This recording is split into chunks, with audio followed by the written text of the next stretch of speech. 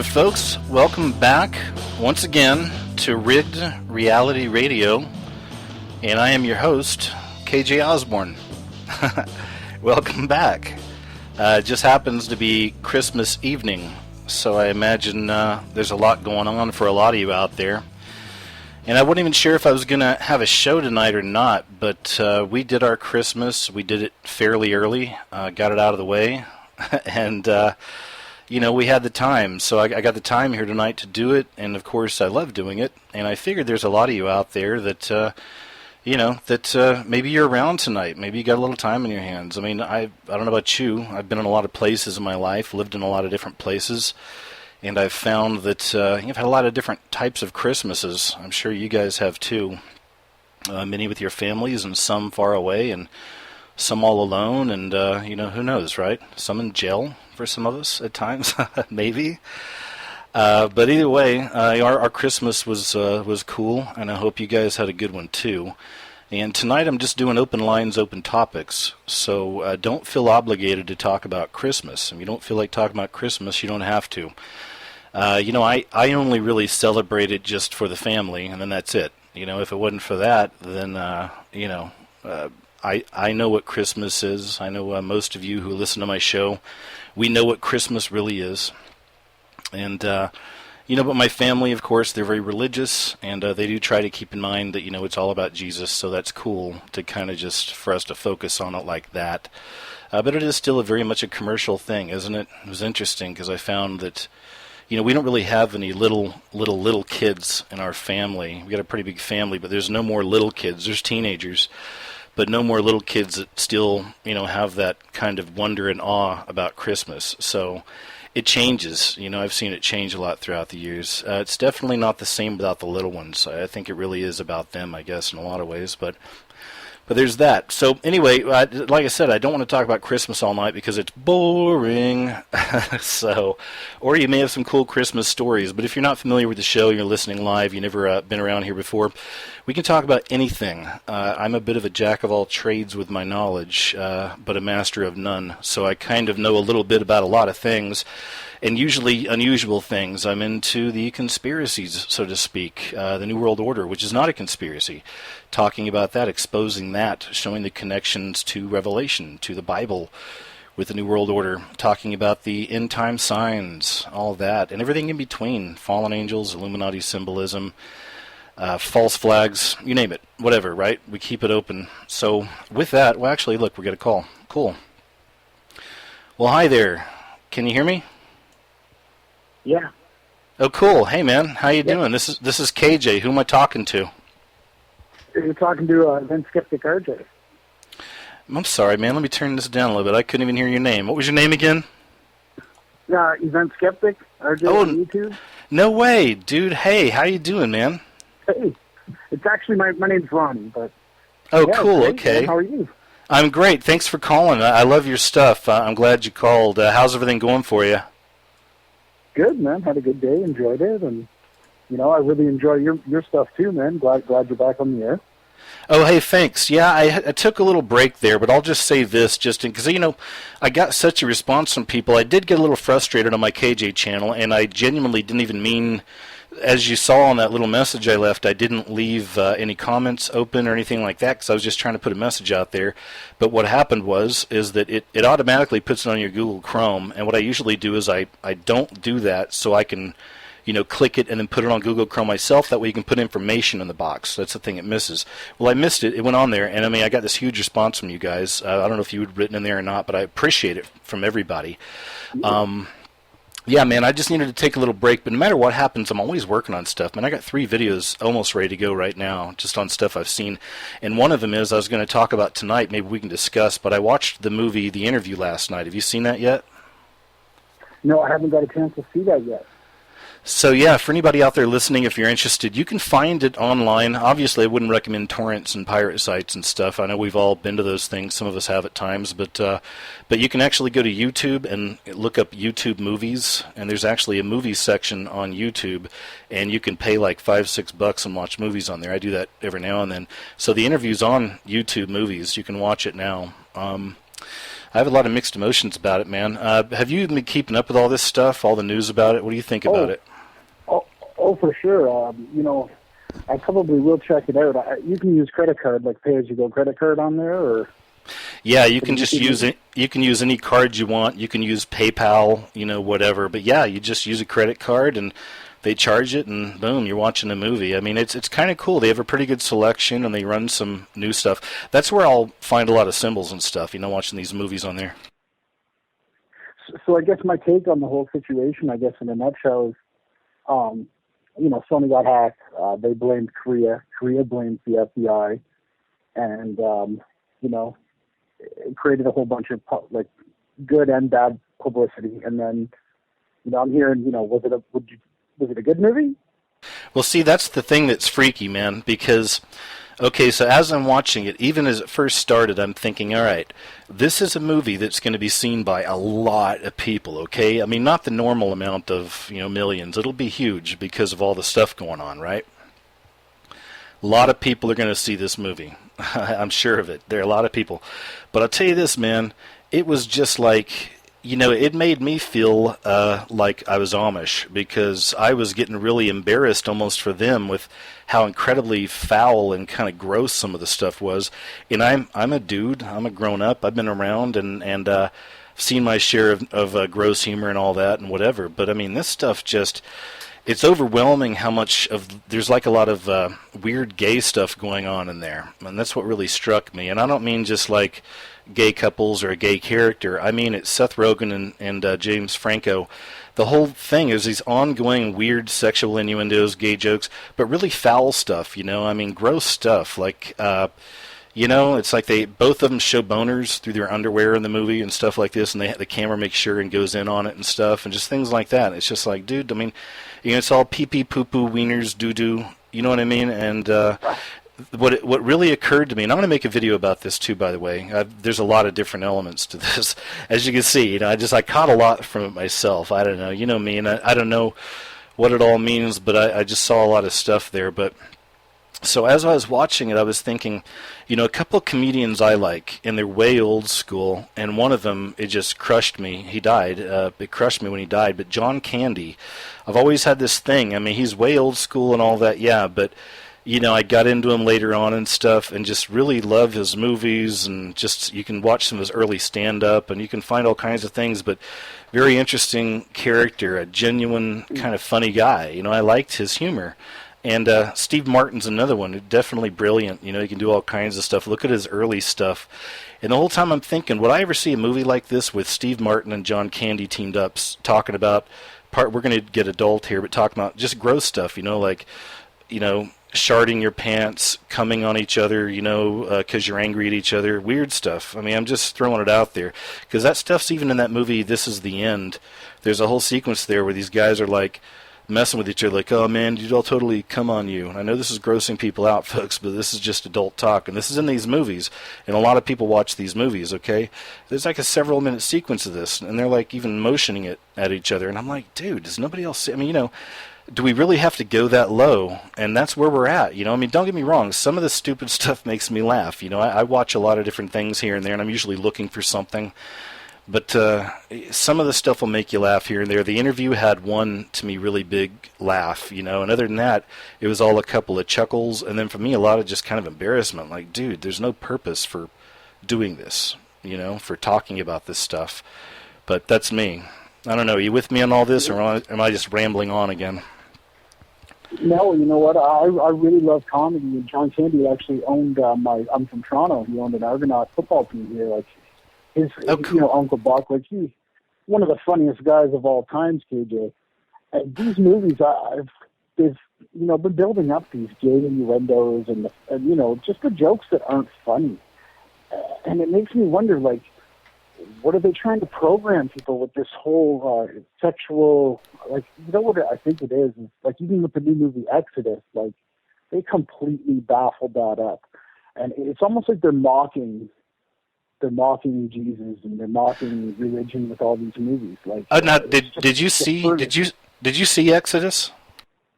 Yeah, I watched it 2 nights ago because a friend of mine, Trey Smith, just was appalled by it. So I watched the entire thing.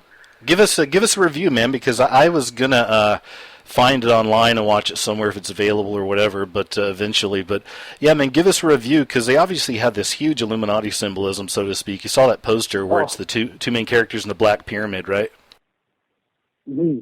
Well, basically, it starts off with cult-like incidences where they're like the chicken bones and the whole witchcraft style. Moses is a part of this, and basically the entire movie wasn't at all scripture related. It was they completely made their own. Same with Noah. They're almost mocking God, how they portrayed the fallen as the heroes. So when Moses gets to the tree, God breaks his legs and buries him in mud, and then God comes back to him as a little child, and they portray God as like an angry, malicious type God, and the actual bad people, the Egyptians, they portray them as being the kind, loving part of the story. You know what? That's Gnosticism, man. I did a video on Noah. I'm gonna have to watch this movie now, but that's so Gnostic already. Go ahead, keep going. It's interesting.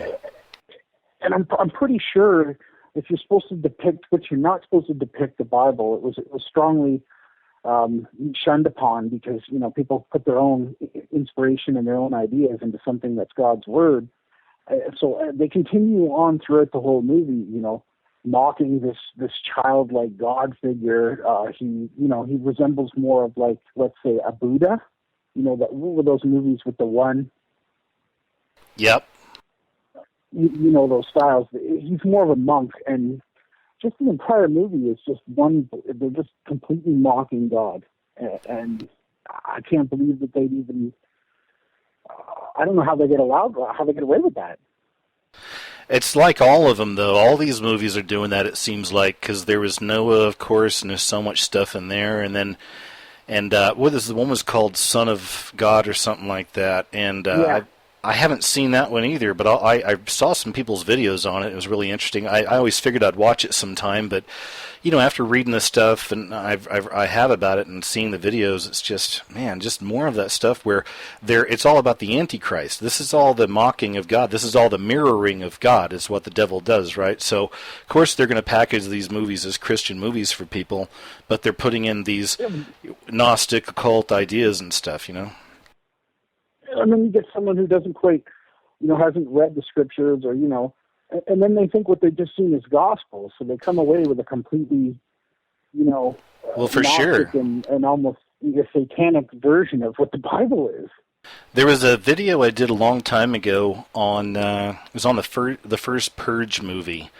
And in that video, I showed some pictures from inside the movie theater and how it looked like a cathedral. It really looked like a religious kind of auditorium or something. It's very interesting, And even there, I was kind of just throwing it out there that that's really where we're at, because we see all these huge declines in people going to church and all this, and the decline of the church in general, and all the stuff with the Catholic Church and all this. And at the same time, these movies are always there, and they're always going to make a lot of money most of the time, and people are filing in to see them. So that's the new church, So of course they're going to be getting a lot of their religious messages from there. They're going to figure, well, it looks like one of them God movies or some kind of Christian movie. Let's go check this out. And oh, okay, cool. They just kind of suck it in, take it in for whatever it is, and they're programmed and they walk away, and then that's their gospel. Mm. And just what you're talking about with the churches, I haven't got around to making a video. I'm still learning about that, but the shape of a cathedral ceiling. What about it? Kind of domed, right? Yeah, the dome. Now, I know everybody talks about us being in the cube and the matrix and Saturn symbolism. Yep. I'm I'm a builder myself. I'm like a steel framer, so it's like stud framing, but with steel studs.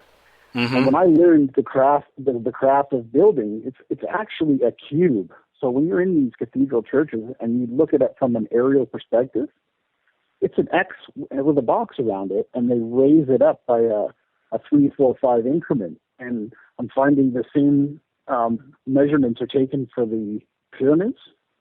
for the cathedral ceilings, and it's all tied together as well as the pentagram with the circle around it. Interesting. Yeah, no, it all ties together. So I just wanted to share that with you. It'd probably be an interesting topic if someone could unfold the X symbolism and all that. Yeah, that is a good topic. That is interesting, man. That's a good catch. Yeah, I'll have to look into that as well, and see what I find. And I know we all have kind of our own methods on doing things. I mean, how do you usually determine whenever you want to make a video? Is there kind of a thing you go through, or what do you do? Well, sometimes, yeah. Like if it's a scriptural type, or if I have a message that I want to get out, but usually, it comes over me. It's like you get driven by a passion. It just takes over, and you'll like start researching and putting clips together, and sometimes it takes time. A lot of time. I find it. I have a lot of respect for people that do their own videos, especially you. Like the video you did with the Freemason book that you read, that was amazing. Oh, thanks, man. I appreciate it. I've been really happy that a lot of people are watching that, because that's one of those that I put out that I was thinking that people wouldn't dig that much, but I'm really glad people saw it, because that's one of the books that shaped my whole view of it years ago on what Masonry is, Well, it reached home with me because I actually had a Mason and tried to get me to join. Oh, yeah? And he fed me the same lies that basically you exposed with that story. You can believe in any religion you want, this and that. And it turns out to be, a complete cult worshiping the Antichrist. It is. It's amazing the way you did that. Well, thanks, man. And, it's weird because it's such a murky... There's such murky waters, because I get messages from a lot of people that say they're Masons, and then the way they talk, some of them I can tell they are, but just with the things they know. But and yeah, even a lot of these guys, I can tell they're good. They're good dudes. They meant well, I think, when they got into some of this stuff, and they're still not even at the point of seeing the dark side of it. They're still kind of going through the slow indoctrination. So that's kind of the other side. That's why I always just tell them, it's like, hey, man, you can believe me or not. I'm not trying to be a jerk here. I'm just putting it out there. But it is a slow, very slow indoctrination into ultimately what's Satanism. I mean, basically, that's a label we can put on it. But that's really what it is. It's a denial of Christ, and it's a turning away from the Father, the Creator. You completely showed that point. And you know what I also find, too, I just wanted to share with you, man, because I'm a really big fan of yours. Thanks. What I find, a lot of Christians, like, I don't know, I follow Christ, but I don't exactly call myself a Christian or a Catholic, and a lot of them are throwing out their scripture and arguing and fighting over the story and what's true. And I just wish everybody could understand that it was supposed to be a peaceful thing. Are you seeing a little bit of that? Yeah, I know exactly, man. I mean, yeah, there's definitely a lot of that stuff. And, it's like I said, I was kind of saying it earlier, but, I wasn't even really going to totally address it or anything. But then I realized I'd left that message out, and I'm like, crap. But oh, hey, what's up? Hi, this is James. Didn't see it on video, YouTube, but I'll hold if I could speak for a minute, but if not, that's fine. Well, yeah, no, I'm glad you called. I just let you in while I'm still talking to Event Skeptic, our buddy here. But let me finish the thing here, and if you don't mind just hanging out, man, that's cool. I appreciate you calling. All right, cool. Sure. All right, Event Skeptic, you still there with me? Yeah, man. Yeah, cool. Hi, Jim. Okay, cool. Now, where was I exactly? Oh, we were talking about your message and just people not. Oh, thanks. Yeah. Okay, thanks, man. So anyway, that's one we can kind of, if y'all want, kind of discuss off and on tonight. But that's the tough one, man, because, there's a difference between, of course, religion and faith, and that's what I'm all about, and I have been for a long time. And I'm not just a guy that just one day decided to do that. I'm a person who's been to practically every denomination you can imagine. I've mentioned this in other radio shows and even some videos, but I was in what some would say is a cult in Maui, Hawaii for a while. There was no brainwashing or anything, but near the end I noticed that there could be, that's kind of stuff they were getting into, because they were kind of getting into a thing where they were saying that God was telling them things about us. This came later, and God wasn't telling us these things, so it started getting weird, right? So my point is, though, man, I've always been a seeker. I've been looking for things like this my whole life. It's just in my nature. I've always been very curious and just, looking into what it's all about. So I came to all this stuff, through a lifetime of searching, and I'm still looking through things. But I found my anchor in Jesus Christ. I found my anchor in God the Father, the creator of everything, and in a personal relationship. So yeah, it's a drag when you do videos and you get people just, all they do is throw scriptures at you. You really need to go ahead and check this one out. And usually it's all about, having faith in Christ, or it's John 3:16, or it's things I know. You know what I mean? It'll be a lot of that stuff. And that's a bummer, because that's the whole reason I left church a long time ago too, officially. Because, and again, no knock, that's just not my path. Church is for some people, it's just not for me. But I left it because the ones I attended, at least, it was just, that's what I felt. It was just a dude up there on stage throwing scriptures at me, giving me words. And why do I need to even deal with anybody else when I know the Creator's real? I've seen it in my real life working. I've never seen God, but I've seen things, the feeling, the connections. Why do I need to have someone else tell me about Jesus? I know Jesus. He's my friend.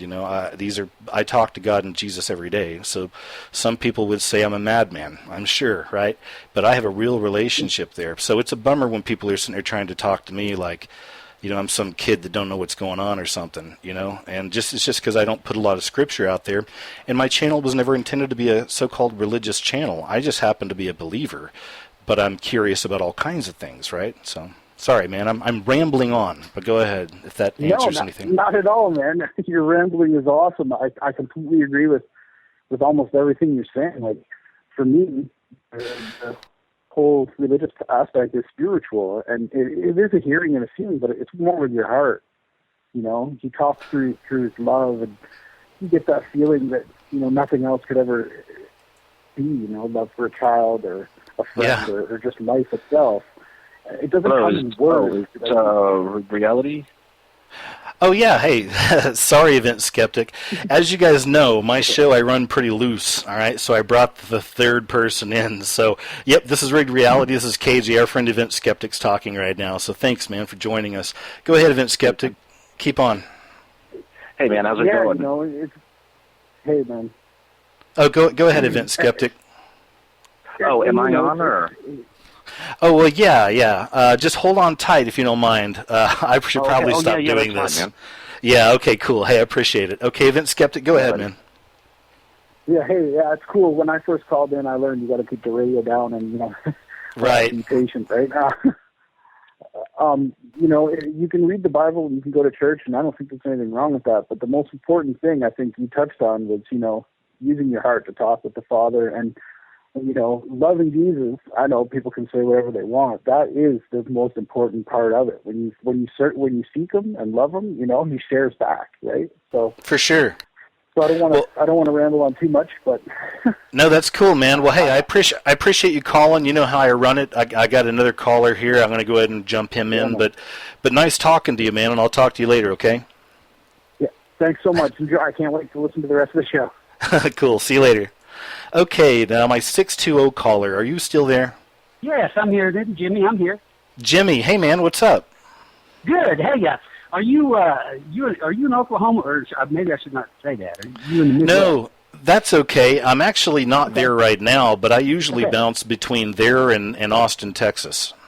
Right. Well, you know what I had on my mind in the last several years? They always talk about it's for the children. We're doing this stuff for the children.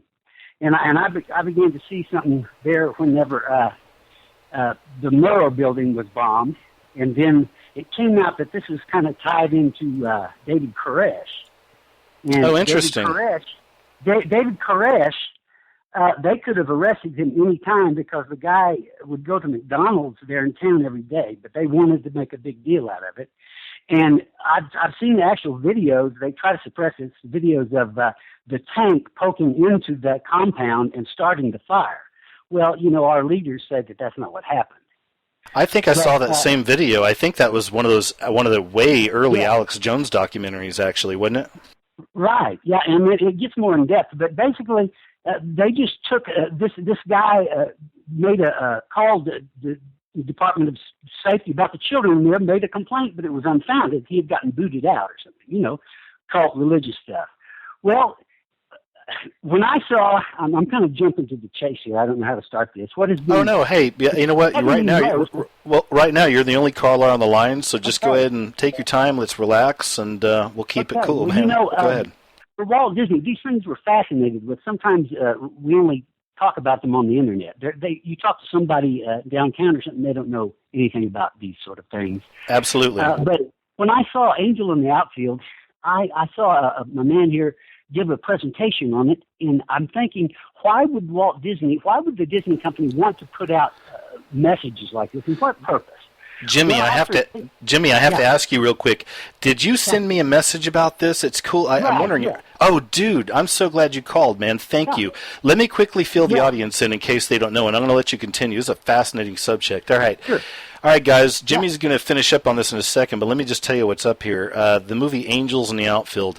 Many years ago on YouTube, there was somebody who made a video. Jimmy knows more about this than I do, but I saw it, and it rocked my world, and it makes me look at everything differently now as far as the so-called pedo agenda in a lot of movies. You'll see a lot of this weird sexual pedo vibe stuff going on between grown-up men and kids, all right? So Angels in the Outfield, the guy that did this movie and broke it down like this, it was brilliant the way he did it, and it was just, you couldn't deny it, and it it was an awakening for me personally. Anyway, I don't know what happened with the video. It's still around or not. Jimmy, take over. Go ahead. He's still around. I can tell you about him, but another time. But see, the thing is that if you tell people about this, these camera angles and these scenes, they will say, well, you've got some kind of dirty mind. Right, that's what they always say.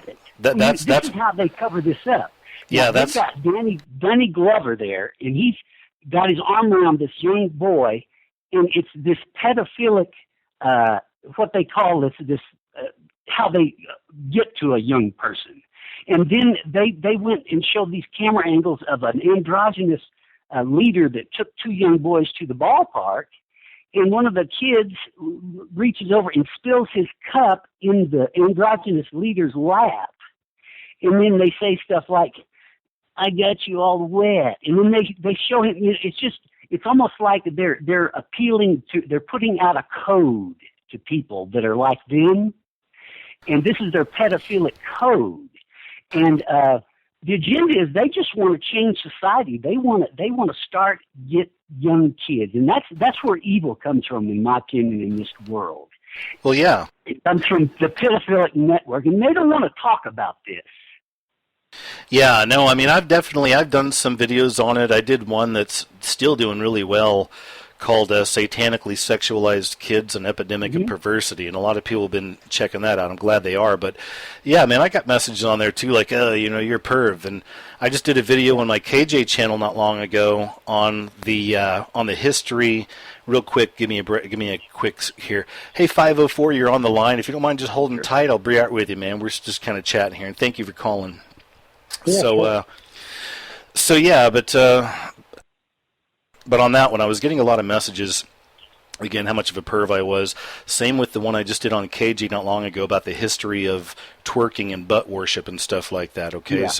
When you get into some of those more kind of weird, whatever subjects, I mean, to me, you got to cover it, because these are things that just pop into my head, and I'm like, I mean, I can't even explain how I come into the videos I feel like I got to do, but it's like it just all connects, No matter how weird the subject, man. I just did a video on space jellyfish. I never thought I'd be doing a video on space jellyfish.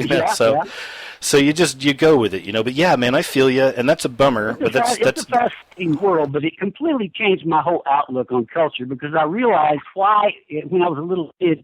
The Sorcerer's Apprentice, it was the one Disney movie I just didn't like. It just was spooky, not because it was sorcerer, but it just kind of drew me away, It didn't draw me in like some of the others.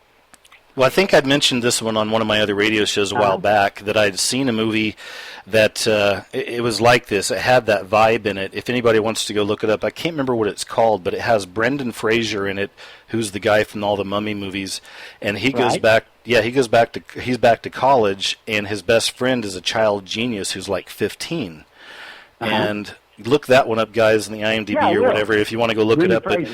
But if you check it out, man, it's really, really creepy. It's got that whole kind of pedo vibe and a lot of, like, young teens, fooling around. It's just like, dude, really, we don't need this. I mean, there's Victor Salva, this guy was busted for being a pedophile, and he's a filmmaker. Yeah, He made I've heard of him. Yeah. yeah, he made Jeepers Creepers, the horror film, and then he made part 2 Really? also. Yeah, he also Wow. made Powder. If you ever heard of Powder, Yes, which is yes. also about a young boy. Albino. Yeah. About a young boy. Amazing. But then, like Jeepers Creepers 2, even that one, I knew about the guy, and but I'd seen the first Jeepers Creepers. I didn't know that, and I thought it was a cool, scary movie years ago when I saw it.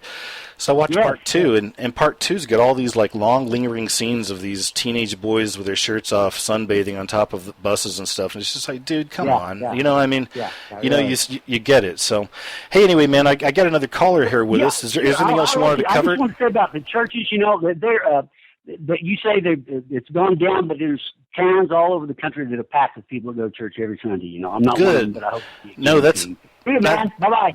Thanks, man. Take it easy. All right, so I got a 504 caller on the line. Are you still there? Yeah, I'm here. Hey, how you doing? Who am I talking to? You can call me Steve. Hey, Steve. I just want to say I love your show and everything you're doing. You're actually one of the few out there that don't sound schizophrenic. Thank you. You're kind of, level-headed, whatnot. And, the way you present things, it's you're not pushing anything, you're not pulling, you present things and let people, get a chance to see things they might not, see on their own. I'm glad you appreciate that, because I was seriously thinking there for a little bit that it's almost like I feel like I have to put a disclaimer on videos sometimes, just saying, warning, I do believe in God, I believe in Jesus, but I'm not going to talk about it in this particular video, and I'm not trying to be, a jerk here, but I mean, that's kind of the vibe I get from a lot of people. Not a lot, but definitely a strong percentage of people who are subbed to the work I do, and these are some of the messages I'll get, that I need to put more out there. I'm not doing enough for Jesus. I'm not doing enough for God. And it's like, I've been doing this for 8 years, and I'm not ever going to stop, and I'm doing the best I can, So yeah, you get people trying to put you into their bubble of what they think you should be doing. And I like a lot of things, I look at it like, just like the radio. If you don't like the music, you change the station. Yeah, exactly. You don't have to, nobody's forcing you to do anything. One thing you learn in life growing up, if you have any sense, is no matter who you are, what you are, good looking, ugly, fat, rich, poor, whatever, somebody's not going to like you. No matter what category you're in, somebody's not going to like you. That's true. Go ahead. Yeah, please. To bring up, I don't really want to get on a rant or religious rant or anything, but I've been doing a lot of research, just like, a lot of people that's waking up and looking at all different videos and things. And I had to kind of come to somewhat of a conclusion after seeing so much. And I'll try to make it short as I can. No worries.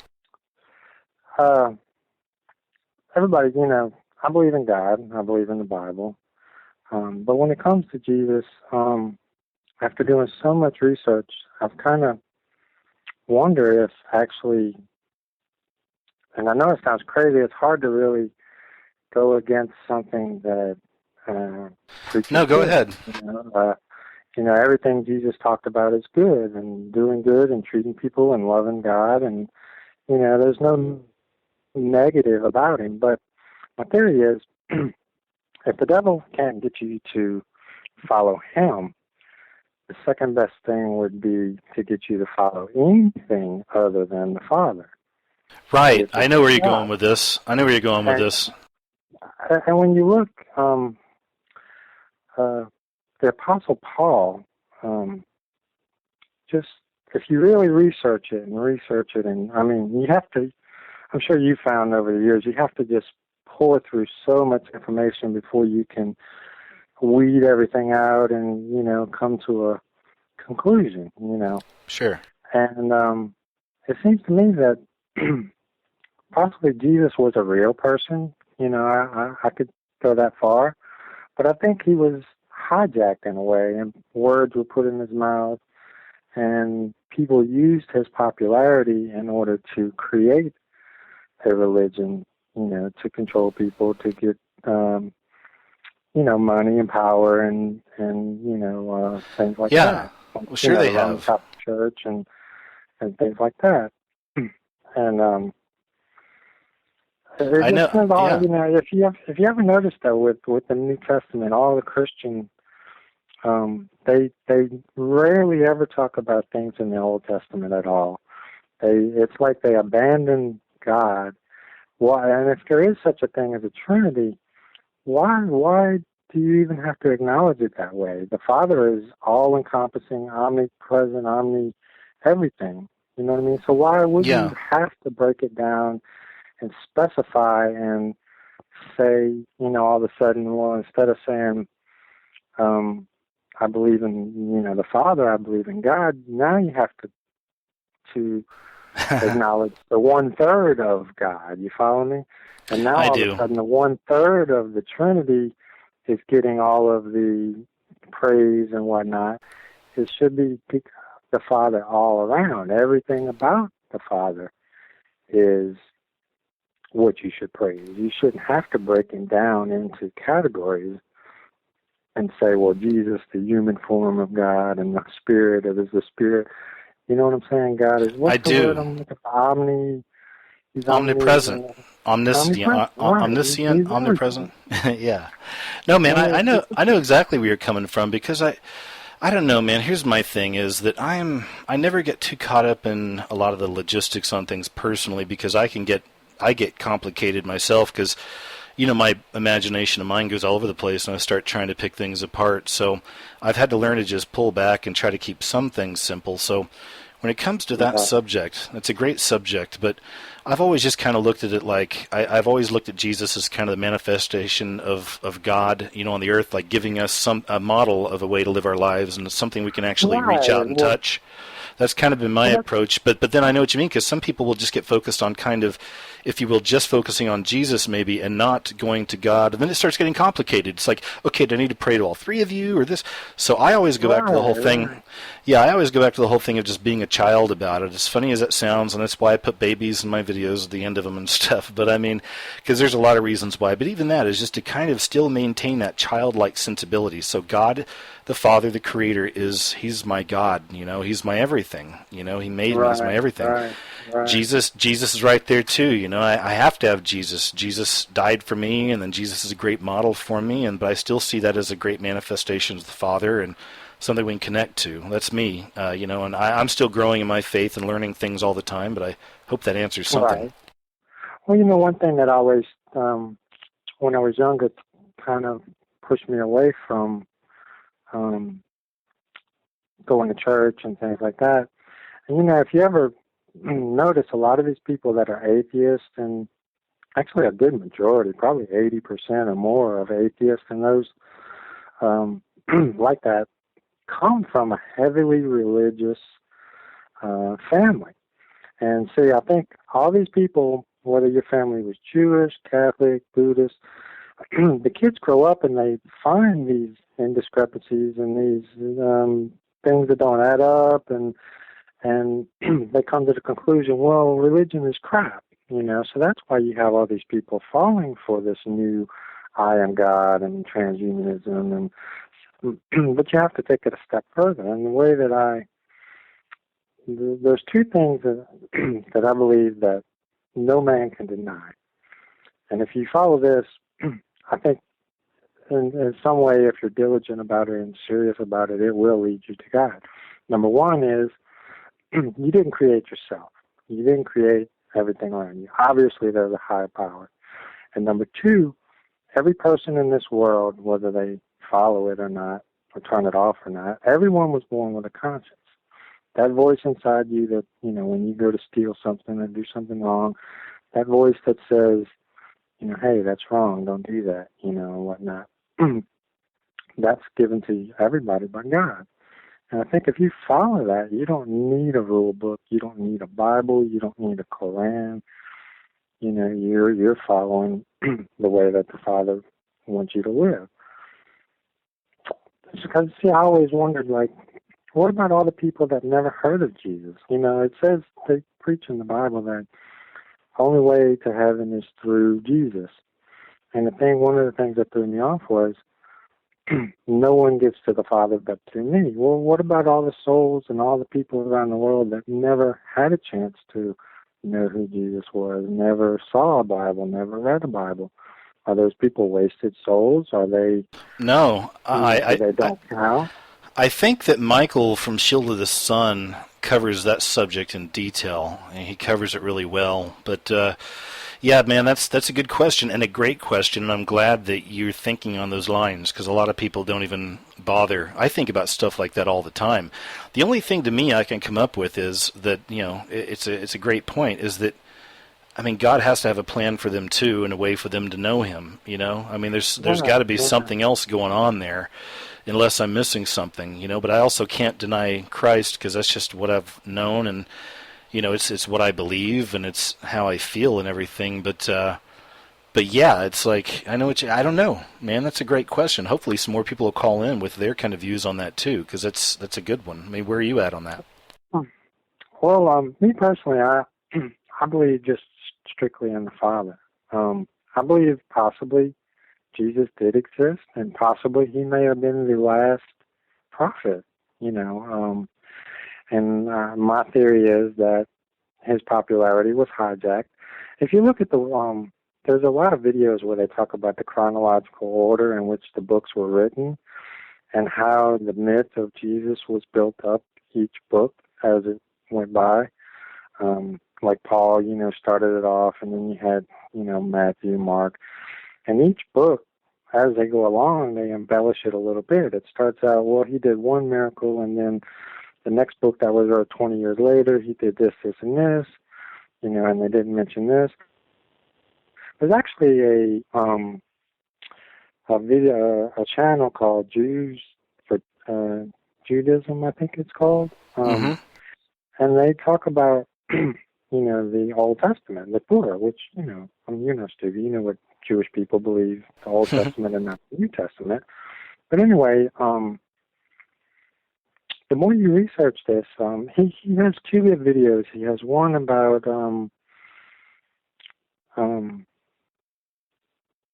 the devil, and one about God. I can't remember how it's phrased. The story of something about the devil and something about, anyway. Or are you kind of touching on some of that kind of bull god type research and all that? Is that kind of where you're going? I'm sorry? Oh, maybe you're not familiar. That's okay. I thought maybe you were touching on kind of the whole idea of the bull god, the Old Testament. No. Okay. What I was getting at is, in the Old Testament, like even the story of Satan, he goes and he talks about Satan. In the Old Testament, Satan is only mentioned about 5 times. And it's actually, if you look at the book of Job, Satan actually worked for God. There's a scripture in there where it says the devil came before God, with some of his demons or whatnot, and that's when God says, have you, seen my servant Job? And and he says, well, you can do this and this and this to him, but you can't physically hurt him and whatnot. And so anyway, what I'm getting at is the devil is under God. And he has to do what God says, and God sets limitations on what he can do to Job. Now, in the New Testament, the whole story is spun differently, to where God and Satan are fighting, and it's going to be a battle, and to see who wins, and the devil's trying to overthrow God, and these kind of things. So the whole story has been twisted. And that's why I think that the New Testament, in my opinion, is written by Satan. I hate to say it. I mean, and I know it sounds crazy to people, because no, it does. I mean, I know what you mean. Jesus talks about good things, but if basically the way the Old Testament breaks it down is, there's actually a verse in there that God says specifically, I create the dark, I create the light, I create all good, and I create all evil, which means God's in total control of everything. Right. And people act like, the devil is some, being that broke loose and is, raising havoc on his own, and he's trying to throw God out of heaven, and and all this kind of stuff. And, now, see, I'll say this though: I've thought of that too, and that's, man, you raise a really good points, and I hope the people out there who are listening, and we've had some people call but they couldn't get through. If you have anything to add here, or want to jump into this discussion, please do, because this is it's an interesting one. But no, I totally know where you're coming from. I know what you're saying. Now, there's people out there who are way better educated on things like this than I am. I keep it. A lot of things, when I try to explain. I don't mean to cut you off. No. But like Zeitgeist, I've seen all that. I mean, a lot of that stuff's been debunked. I know there's a lot of myth out there too, and there's a lot of destruction of of Jesus out there, and trying to create more like it was just a myth and all this. And I get that, but I'm just so old school, man. I'm the type that I'm always going to kind of cling to Jesus, because my thing is that even if I were wrong, I still led a better, richer life for it, and I do, because I genuinely try to live like that, the best I can. I'm certainly not always, successful.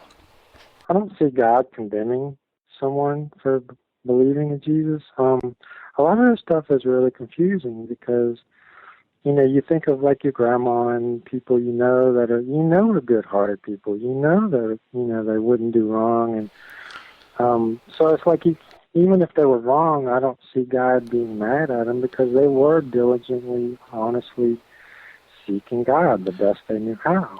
Well, Steve, on that point, we got a caller here at 985. Are you with us? Yes. Hi. Hello. Hi. Hello. Hi. Who are you? This is Sierra. Sierra from Louisiana. Oh, hi, Sierra. So, have you been listening to the show? Did you have something you wanted to jump in with? No, I just he has a great point. Everything he had to say, and I love you. I was just so glad to get to tell you that. Oh, thanks. The day when you said that you weren't gonna come back, I was like, no. Oh, just a break. Thank you. I understand, but when you get, I'm sorry, finish. No, I was saying you can't quit, KJ. You're doing some really good work. Oh, thanks, guys. Yeah, I never will. I do have to take real breaks, though. I got to take refreshers. But man, thank you, both of you. I appreciate it. You're fine. So, Sierra, what do you think about all this? What do you think about some of the things Steve's talking about here? I didn't hear the last part of it. I missed a lot of it, but I mean, I heard the beginning, right, when he called in 504. Isn't that I'm the in city? New Orleans, yeah, I'm in New Orleans, yeah. Yeah, okay. I was just wondering, I didn't, it feels like I'm the only one awake on this side. Oh, really? Well, hey, okay. So when I hear y'all, I feel so normal. Well, hey, here it is. Here's a question for you then, and this is one he asked a little bit ago.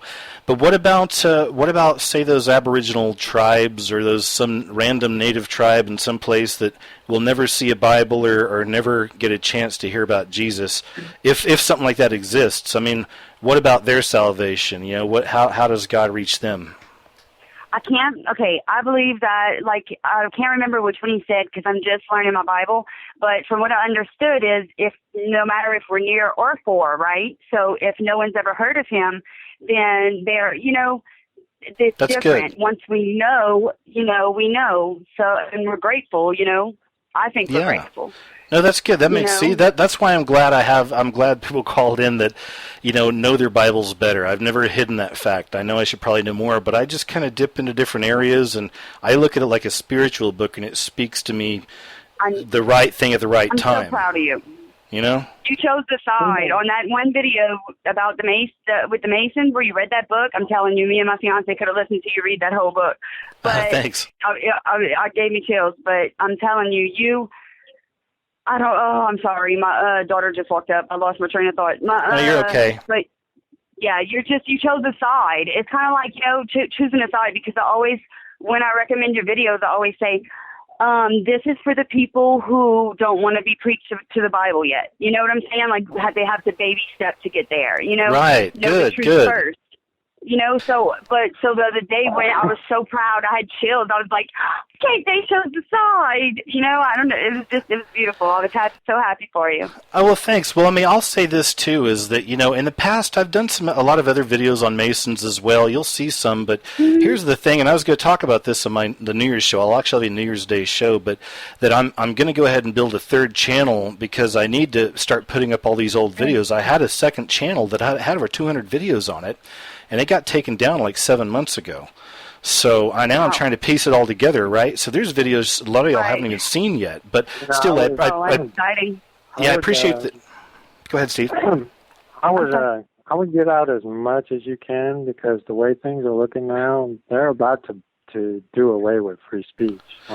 Well, that's why you got to be to me, you got to be, just with the way I do things, you got to just be kind of as wise as a serpent, so to speak. So, I can't have videos, you can't have videos for me with all caps, false flag, shooting hoax, right, and stuff like that, because, dude, you're just in big trouble, unfortunately. But then there's the warriors who do that, and they're taking their hits, so so it is what it is. I know, right?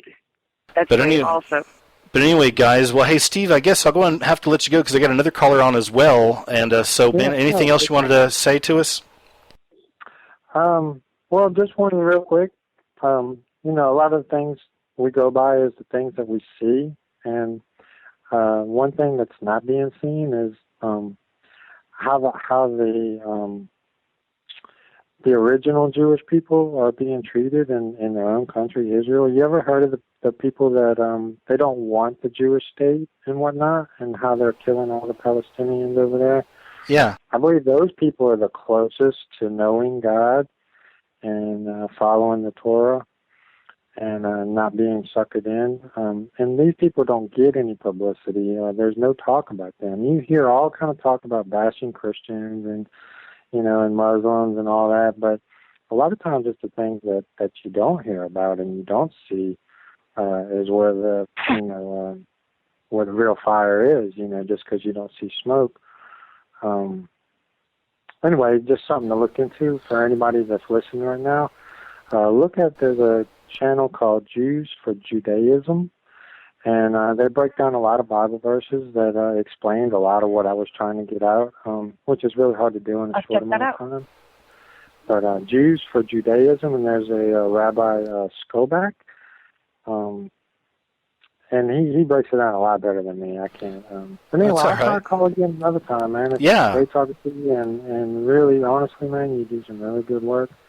I like the way you present it. And you put out a lot of relevant things without sounding schizophrenic. I'll try to maintain that. But hey, Steve, thank you very much. Really nice talking to you. Before I let you go, though, let me see if this next caller wanted to actually address you personally or just had something else to add. I got an 828 on the line with us. Are you there? Oh, yeah. I'm here. Hi, and what's your name? Tom. Hey, Tom. Did you have anything to add about what Steve was talking about, or are you bringing up something new with us? Well, yeah, that's kind of always the chronology of what happens when is always kind of throwing me for a loop. But I think most theologians think that Job is one of the oldest books that was written down. So I kind of look at it as being before most of what Moses wrote, kind of like in the time of Abraham. And I think Satan was, and I think that was his job. And then at some point, he thought he could do a better job than God. And I think that's when the falling happened. Interesting, Steve. Either one of you have something to say to that? Yeah. Wait. Who was the fall? Moses would have caused it? You're saying? No. I'm saying that the book of Job was one of the oldest written down. So Satan's known as the accuser. That's one of his names, and that was his job. He would accuse people and say, "Hey, point out to God, who was messing up and who was being righteous or whatnot." He was the accuser, right? And that at some point, his own pride got to him, and he thought he could do a better job. And then that fell. Okay. So I don't think the New Testament was written by Satan by any way. Well, I wouldn't say written by Satan, but I do believe a lot was added. Everybody believes that the Bible is 100% true. There's no way anybody could have added or subtracted, and that's totally false because you can look at all the new Bibles coming out today. I was watching a video where they was showing where they they lost like equivalent to like 150 pages worth of material was subtracted out of the new international version, and they were showing a lot of the where the verses were changed and dropped altogether and things like that. And basically what I was trying to get to earlier in a nutshell was there's got to be a way for everyone to seek out the Father without a book. A book is helpful, and but I don't think, if you're honest with yourself, you don't really need a list of commandments. God gave everyone a conscience to follow, and whether you listen to yours or not, when God speaks to us, He's not going to scream, He's not going to advertise, He's not going to sugarcoat. Although the devil, on the other hand, does do these things. He does make everything seem great and grand and lovely and scream louder to get you to, to do bad things. But if you notice, your conscience is much more silent, much more calm, and it doesn't harp on you. You follow me? Like, it's going to say, hey, this is wrong, you shouldn't do that. And it's up to you to listen to it or not. And I think if you ignore it enough, eventually it kind of fades away. Yeah, for sure. Tom, what do you think? And by the way, I think we lost our friend. We got another caller, jumped in, lost the other caller, then lost the new guy. So I have you two still on the line. Okay, so go ahead. I've been studying a lot about the differences in a lot of the Bibles, and one of the things that seemed really strange to me, that all the newer Bibles pretty much are all coming from the Alexandrian text, which is what the Roman Catholic Church used originally. And the whole part of the Reformation was they used the scriptures from Antioch, which was the central hub of where the Christian faith was really based out of, before the Roman Catholic Church tried to, pretty much take over. And some of the strangest things I've seen about the verses being missing and stuff is that when I look at them, they seem very key, because I've been really getting into the whole spiritual aspect of it, deliverance and whatnot. And I noticed that I can't remember exactly which is in. I think it was in Mark chapter 7, 51 or 52, somewhere around there, where someone came to Jesus and said, "Hey, my son has my child has this bad evil spirit that's trying to kill him, and I brought him to your disciples, and they couldn't do it." And so then Jesus says a couple things. He sends the spirit away, and then later the disciples go to him and say, "Hey, how come we can deliver this guy from the spirit?" And the line that they remove in like the NIV is, well, that kind of spirit can only come out through prayer and fasting. So there's tons of that. You ought to research that, KJ. Maybe do a video on that about all the things that's being taken out of the Bible. That's interesting. And you can actually judge by looking at that and see which way they're trying to steer us based on what's being taken out and what's been added. Well, Steve, what are your thoughts on a concordance? I've got a Hebrew concordance. That helps, right? But I guess still, even with that, it depends on which version of the Bible you're looking at. Well, there's just so many, and that's what I don't think God meant for things to be so confusing. No, but that's exactly what the devil does, right? The devil's in the details, I guess. And that's why, again, I always say that I go to it as a spiritual book that's speaking to me personally whenever I'm reading it. And that's just the way I view it. And I just try not to get it complicated. I keep it as simple as possible, because the way I look at the world can be kind of complex. So I keep that part of my life very simple. It's like, I love you, God. Right. I love you, Jesus. Let's be friends. Let me be there when all this is done. I'll do the best I can. High five. Absolutely. I have a weird thought. I'm not saying I believe this to be true. However, God can do anything He wishes. And sometimes I really wonder by some of the people you come across in the world, and you ever wonder just how some people can be just, like people that molest babies and, just totally evil. And I saw this, well, I had thought about it before I'd seen it in the movie, but anyway, in the movie Constantine with Keanu Reeves, he talks about the possibility, well, in the movie he says that you have humans, which is me, you, and so on, and then you have angels and you have demons, which all of them look no different than us, just like people. And say the demons are the ones try to get you to sin, like when maybe a buddy you grew up with that always wanted to go break into cars and do drugs and, whatnot. And you have angels that, show people the different side, that, you can be good and you can live a good life and there's nothing wrong with being honest. And Steve, good point. Steve, give me a second. I just brought two new folks in, a 417 and a 786. Hey, folks, you're both on. I brought you on at the same time. I know I do it a little wacky sometimes here, but I had a couple open slots. So, yeah, you guys are on. If you mind just hanging tight just 1 second, we're still just kind of chatting it up a little bit here. But go ahead and continue, man. Sorry. Hello, talking to me? Yeah, go for it.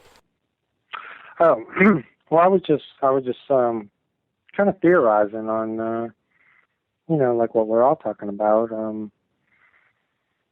There's just so many different ways, to view it and to look at it, and the world is just trying to steer us in so many different directions, and I think well, line is, what do you gravitate towards? Well, that's the great question. That all goes back to. You always hear that stuff about look inside, and I think that's one of the answers, right? Hello? And I think that's one of the answers right there, is just to kind of look inside, and then look for not the God within you, but look for what the Holy Spirit's telling you, and do your own searches for. That's where it gets complicated, man. I think it's just different for everybody. It really is. But, hey, let me go ahead and bring our other guy on here. I got a 786. Before you do, though, I've had some people call in, and just so you know, folks, again, I run this just kind of off the hip. So if there's a lot of background noise, I have to cut you. I can't bring you on. So just try to remember to keep the noise down in the back, and no guns going off or babies screaming or anything, or hopefully none of that at the same time. Anyway, we got a 786. Are you there with us? Yes. Can you hear me? Hey, man. Yeah, who is this? Oh my God, I'm very excited to be in your show, actually. My name is Victor, and I live in northeast Miami-Dade County. Oh, cool. Hey, Victor, thanks for calling, man. Yeah, I'm actually a subscriber, and I was looking at your video, and I called. I was like, okay, let me just call.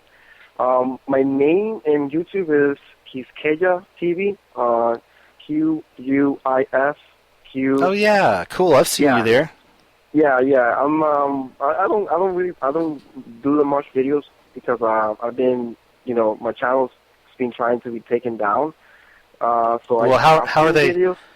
In fact, before I continue, let me just say goodbye to our friend Steve. Steve, you still there? Yeah. Cool. Hey, man. Yeah, I just said the only reason I have to rotate it is I can't have too many people on the line. But man, it's been nice talking to you. We had a good run there. I appreciate everything, man. Yeah. Same here. I'll keep listening and maybe catch you on the next show. Absolutely. Please do, man. Thanks. Take care, man. Okay, so I got my 786. We're going to keep going. Then I got a 417. I'll bring you in just a second. So go ahead, man. Please continue.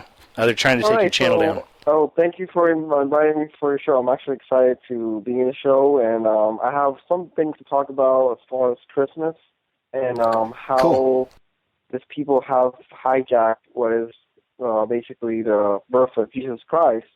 And all they're doing now is basically doing all these movies about Santa and doing these movies about things that have nothing much to do with Christmas. What is Christmas about?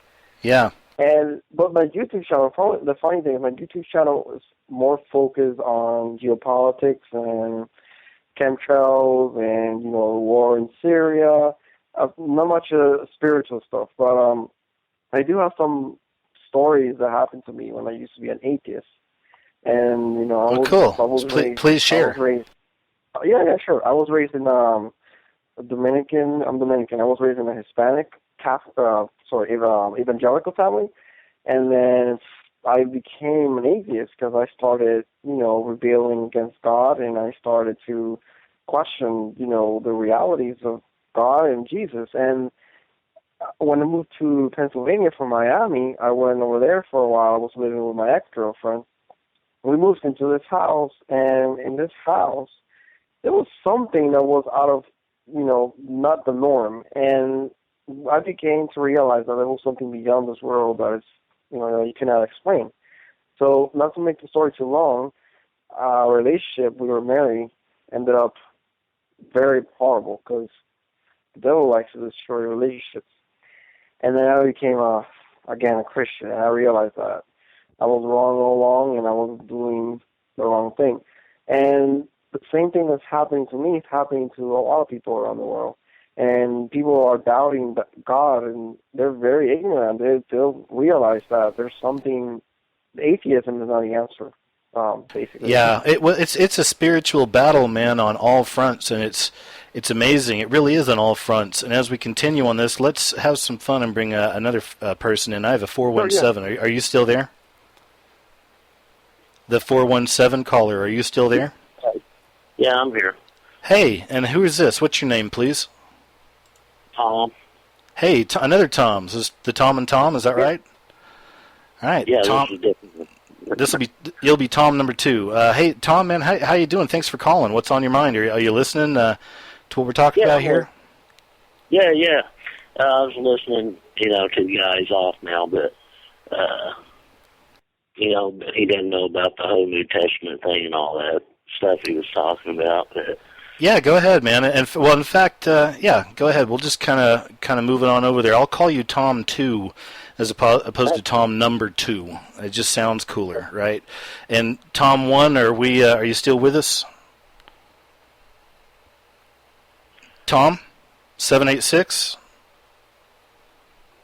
I think he left.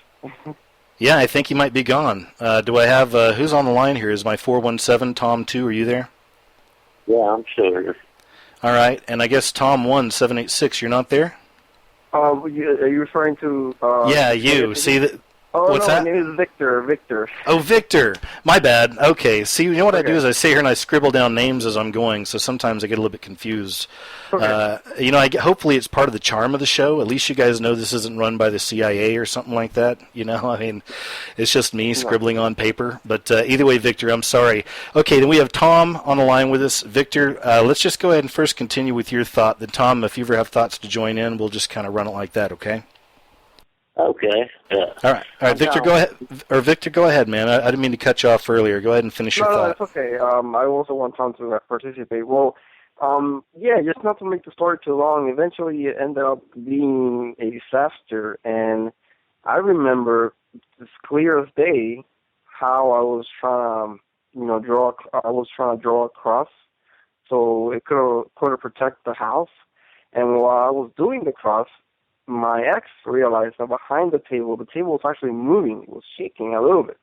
And that was like the ultimate kind of like proof that there's something called the devil and there's something negative.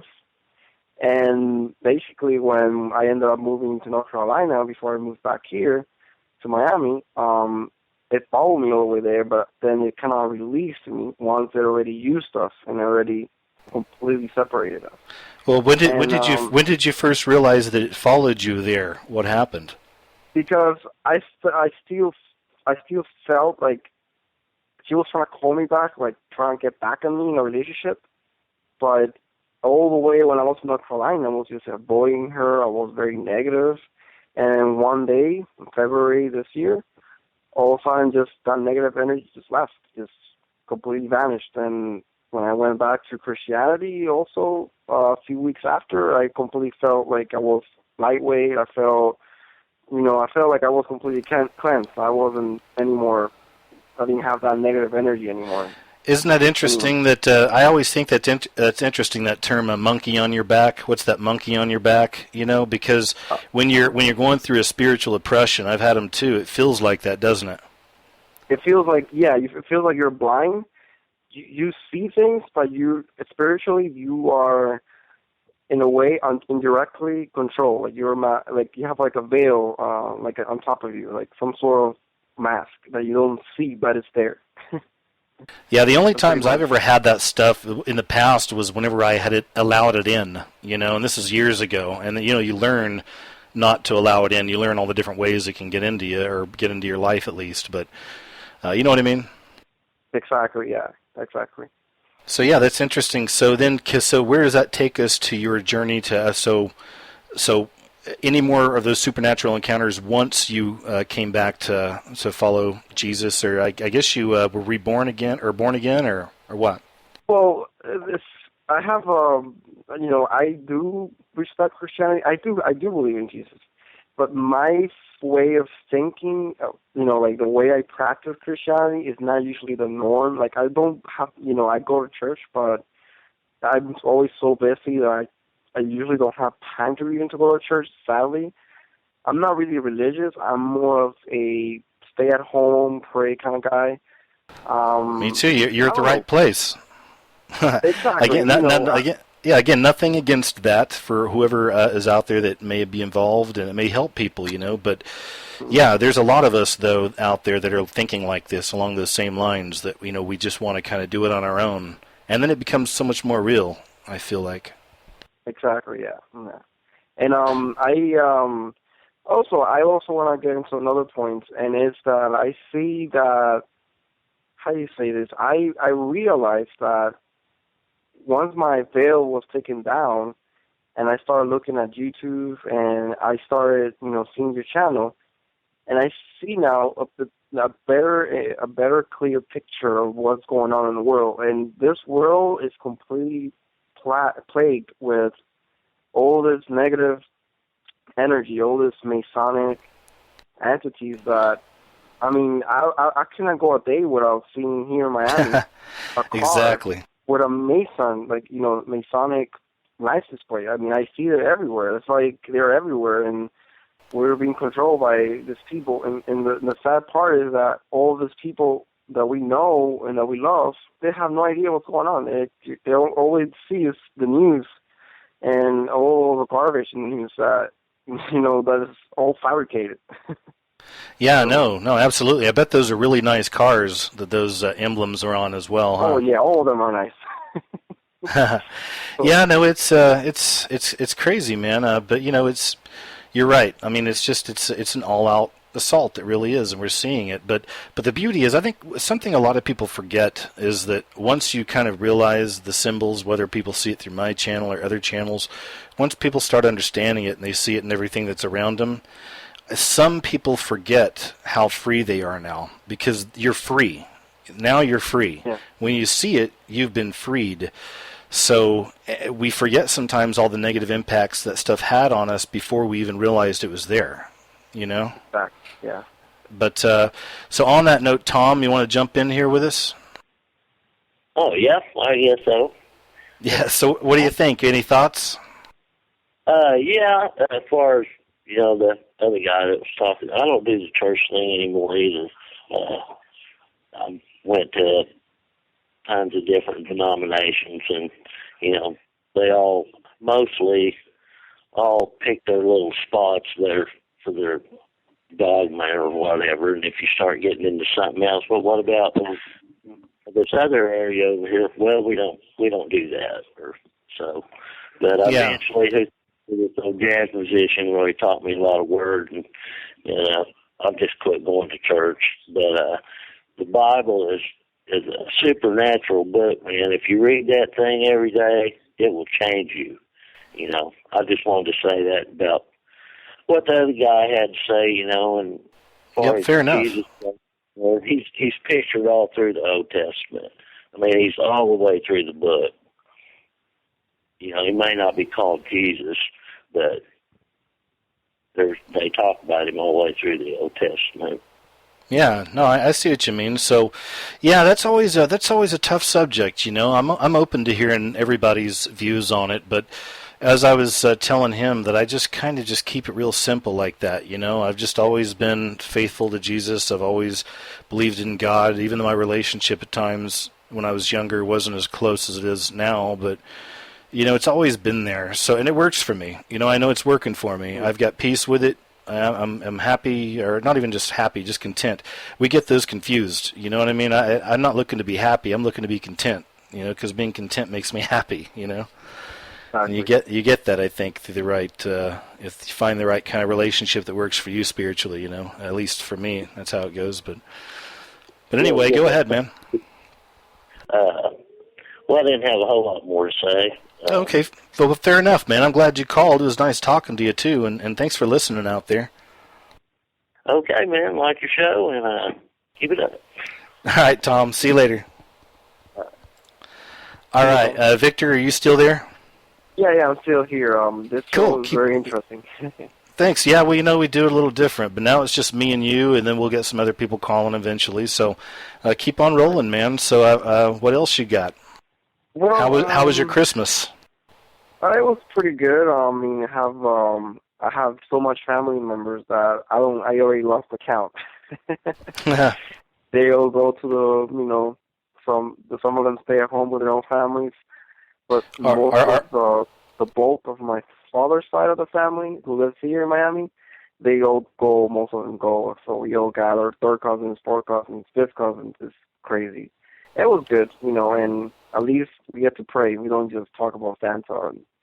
We get to pray about the real deal. We don't focus on the whole Santa giving you a gift. We focus on, the birth of Jesus, and that's what it's all about.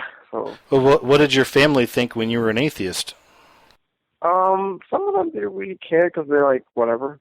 Some other ones were like, most of them were like, yeah, you need to seek Jesus, you were wrong, and I was like, rebelling. The more they put pressure on me, the more I kind of like became the, what's it called, the amazing atheist guy. Like, oh, yeah. Or there's a girl, too, Jacqueline Glenn, I think her name is. Have you ever seen her videos? I don't. I'm not really good with names. I'm not recommending him, but she's this real hardcore, kind of foul-mouthed atheist girl that really attacks Christianity and stuff. Yeah, she's ignorant. I think atheism is basically ignorance, because once you become an atheist, you kind of like enclose yourself to everything, even the thought of reincarnation or the ghost or the thought of anything, like anything that's spiritual. When atheism only means don't believe in any God, they go beyond that. So yeah, I also been in my channel, which is Quisqueya TV, QUISQUEYA TV. If you look at it, I have different videos about like chemtrails. I have videos in regards to, for example, Alex Jones. I used to be a fan of him until I realized that his channel has never been fully taken away.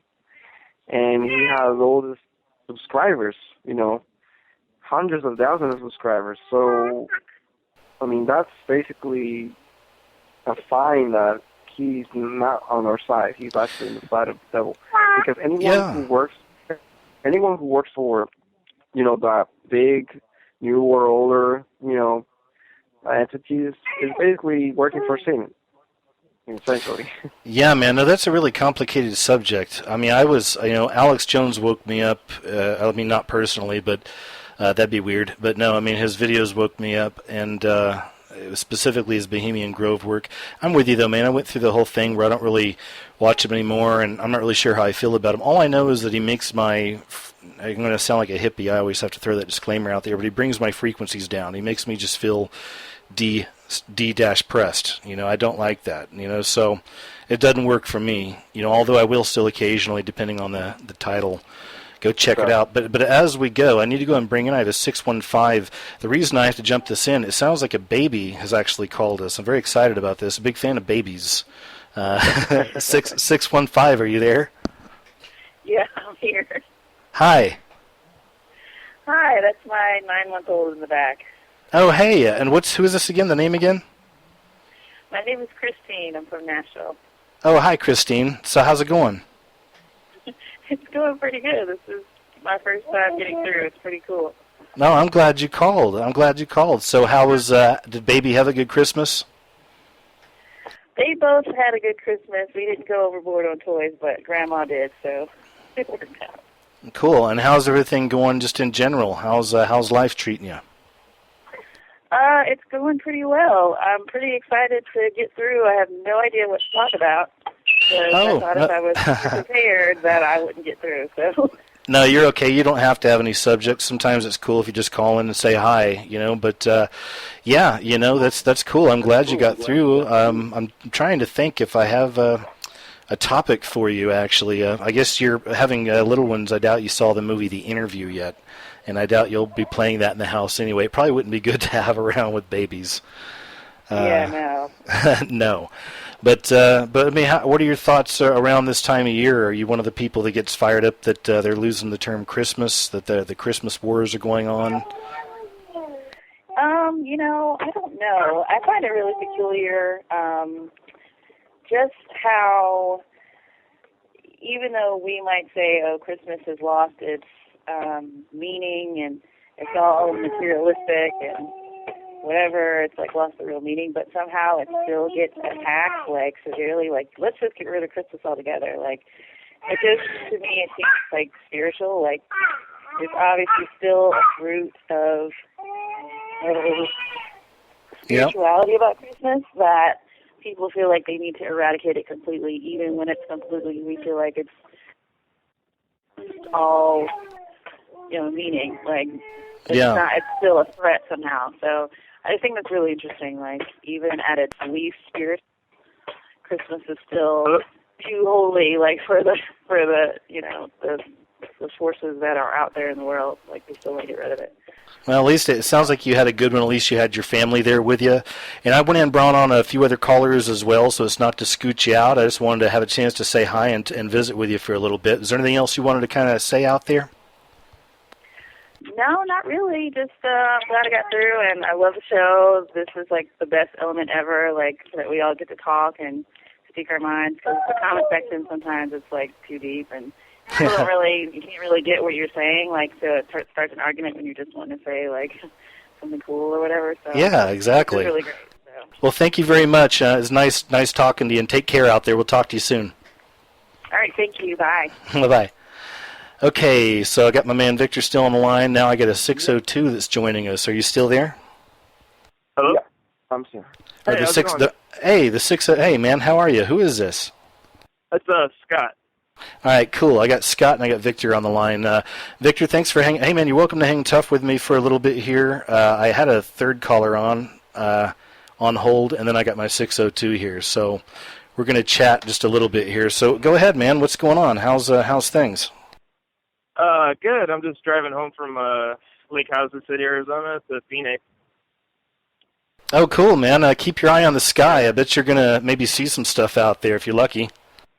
Yeah, I know, right? Yeah, I have to work in the morning, so... Yeah. Yeah, so I was going to ask you, because I've been listening to you a lot lately, I've been having a lot of issues, like, talking to my Christian buddies about all this stuff. I was wondering if you had any advice on, like, I don't know, I guess they just think I'm crazy, like conspiracy theorist or something.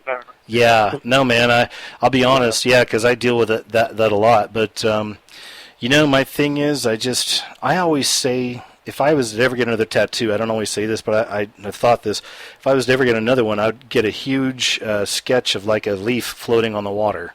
Because that's genuinely how I just roll with stuff. I'm just a leaf on the water. So when I hit resistance, and I have with people like that, immediately I just let it go, and I just let the current take me away, because they're not ready, and we're all on a different level of this stuff, So, and that's not to try to sound all high and mighty or anything. I'm just being realistic. That's just the way it is, So, and that's cool, and it keeps family get-togethers smooth and fun. That way I can just kind of cut up and have fun and not talk about anything deep, or whatever.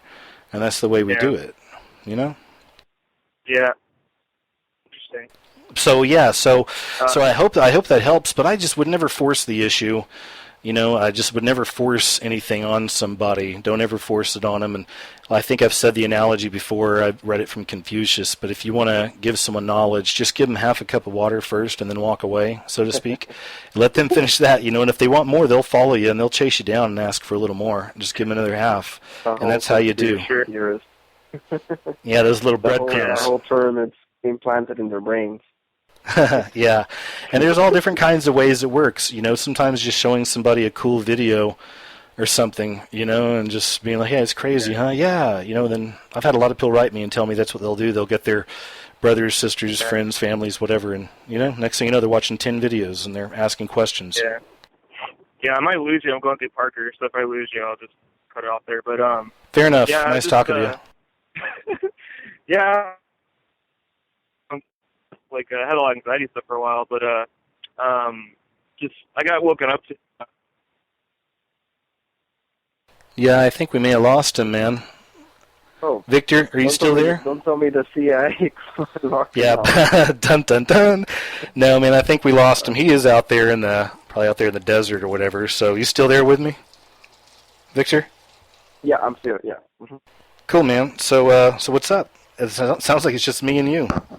Yeah, but it seems like the CIA keeps cutting people off. Just kidding. Seriously, I hope not. But yeah, you never know. Yeah, maybe not. Maybe it's just a signal.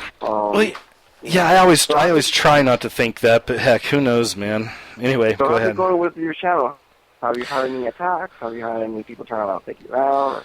Man, that's a good question. I was actually going to address that on because I'm going to go ahead and do a New Year's Day and just cover a lot of different stuff. But yeah, I was actually going to address that, man. I mean, I was looking back and just this year alone, so I lost on my main channel. YouTube took down 31 of my videos. Wow. So yeah, some of those I was able to re-upload, so I did that throughout the year. Some I had to go put on my Vimeo, and then some I just lost completely. Wow. I just lost one. It was an epidemic of demonic possession. And that had like almost 600,000 views, man. It's crazy. So that one just got taken down too. So that's why, you learn all these little ways to make videos and little tricks of the trade. But what they're doing, aside from that one, because they had caught some copyright stuff on there that I thought I got around. You learn all these tricks. You try things work. Some things work for a year. Some things, always work. And then, best thing to do is just try to not have any. They do everything they can. So. I mean, it's kind of scary because they do everything they can so the truth cannot be told. Yeah, they're taking they took a lot of my 2012 videos from way back for all these random reasons. A lot of it was music I'd use from their library that was free to use. Yeah, and then all of a sudden, I guess the artist maybe after a couple of years sold it and then decided to make some money or the contract ran out, and now they're like, hey, we got a strike on your account because you got the song you've had on there for 3 years. It's really weird. Exactly. Yeah. Hey, anyway, man, well, Victor, man, it looks like I got another caller. I'm going to go ahead and bring him in, and it's been a good run talk. I have to run right now. It was very nice to be in your show, and next time, when is the next time your show, so I can call again? Next show? Yeah, man, I do this every Thursday night from 7 to 9 p.m. Central Standard Time, and I'll usually put up a little promo on the channel just depending on what's going on. Sometimes I'll have guests, and, I mean, it's just going to change all the time, I lost that last caller, so... I still let you go though, man. I mean, I know if you got stuff to do, that's cool, and I got some things I can talk about over here anyway. But anyway, yeah, man. So just stay in touch. Yeah, I mean, I feel bad for Free Radio Revolution. His channel got taken down. He's rebuilding pretty quick, isn't he? I'm sorry. He has another channel up. Oh yeah, but I mean, his main channel got taken down. Which kind of sucks because he got pretty good stuff in there.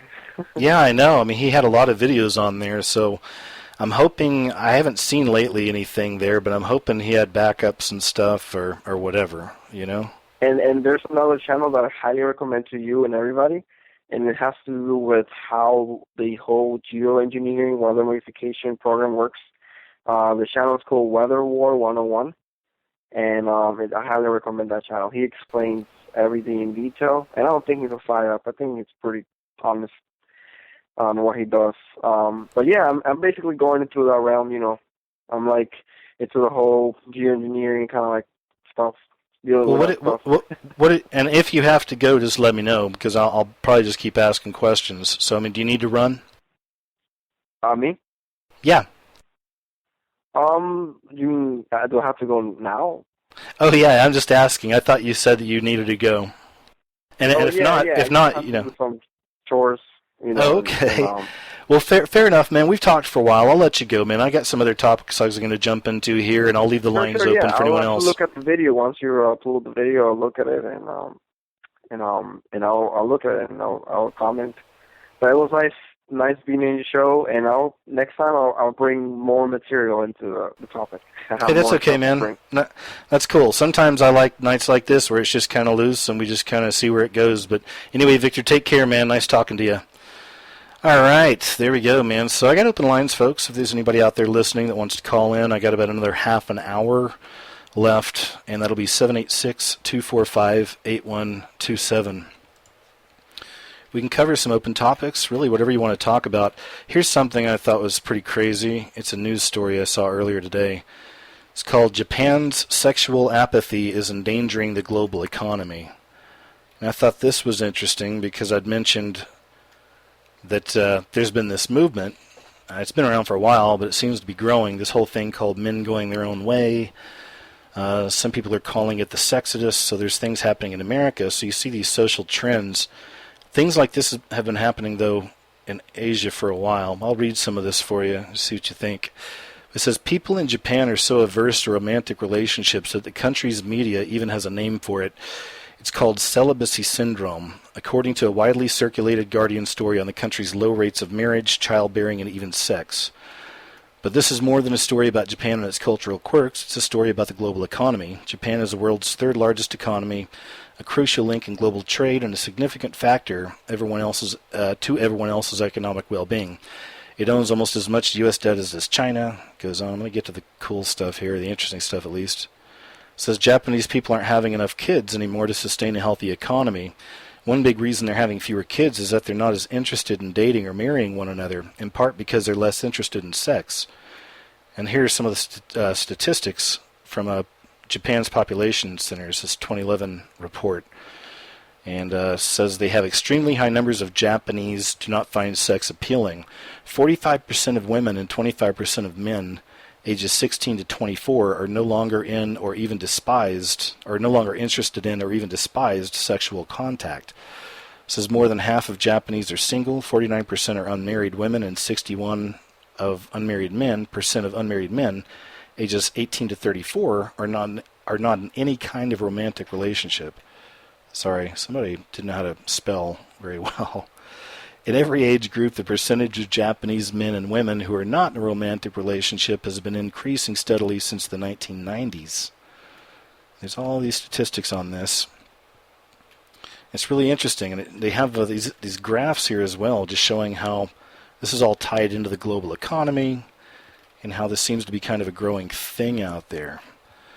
So I don't know. That's one of those subjects I'm interested in. I want to have to look into and probably do a video on kind of that. The social movements like that I'm really interested in. And, who knows? But, even spiritually speaking, we can say it's just another sign of, love leaving the earth.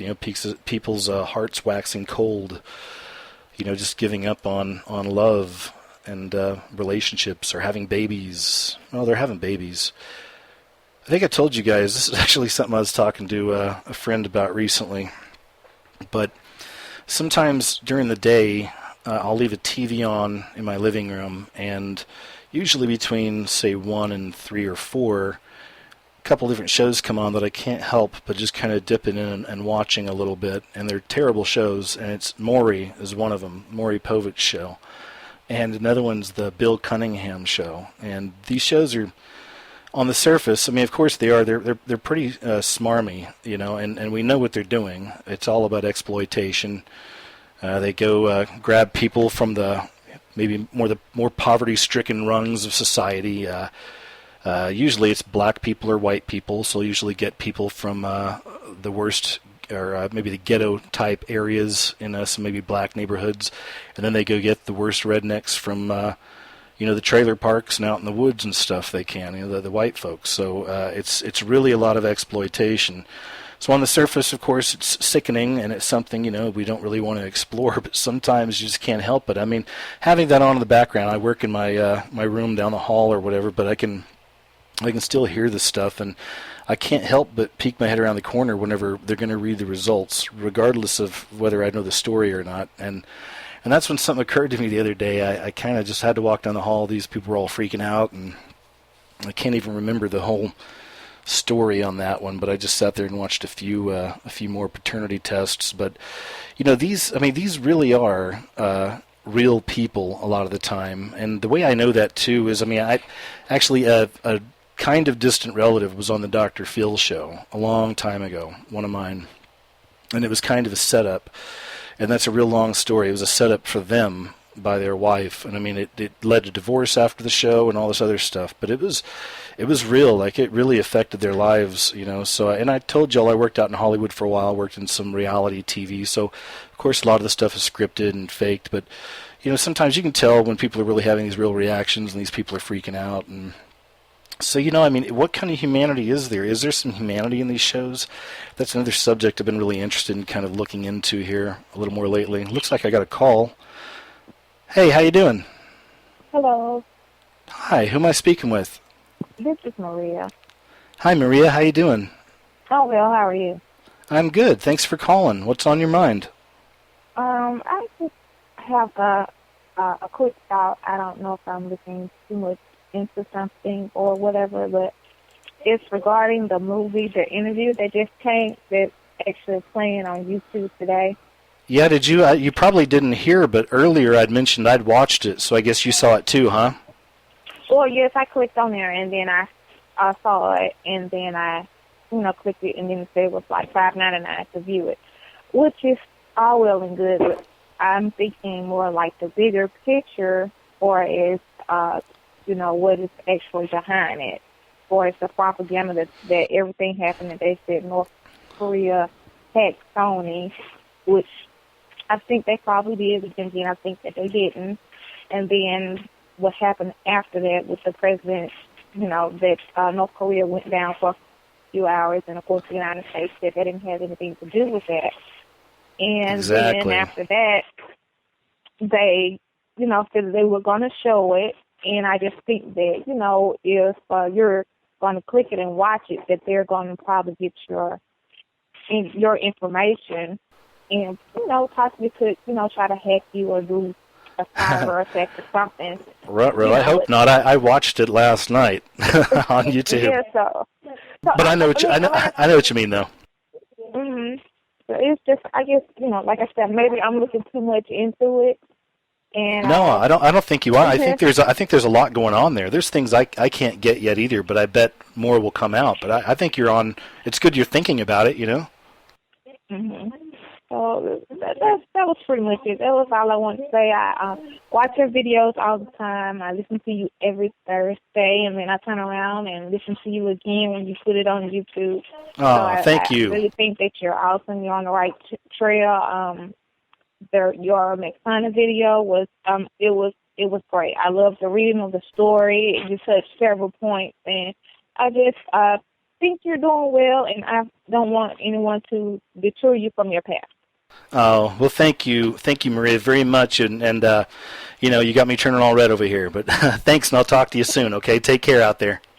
Okay, thank you. You have a good one. You too. All right, so I have another caller on the line. It's an 828. Are you still there? Yeah, it's Tom again from Hey, Tom. North Carolina. Hey, man, what's I up? had to go get some medication. Oh, that's cool. I don't know how far I'm lagging behind. I was listening to you talk about the thing about Japan and the lack of love or whatever. Yeah, no, man, that's cool. Go ahead and jump. It's just me and you right now. We got 20 minutes. Did they say when they started to look at that? What year? Let me see. I got it right here. The story came out just like, let me see. Oh, October 22nd, 2013. I wonder if Fukushima has anything to do with it. Man, that's a good question. Wow, that's a real good question. I would think that the people, they're not stupid. They got to know that the government's lying to them. They're frustrated. it's against the law to speak out the truth about it for the government officials and stuff. And it might just be there's a lot of people like, why have a kid when the leukemia rate's going through the roof, and it's just a real mess over there.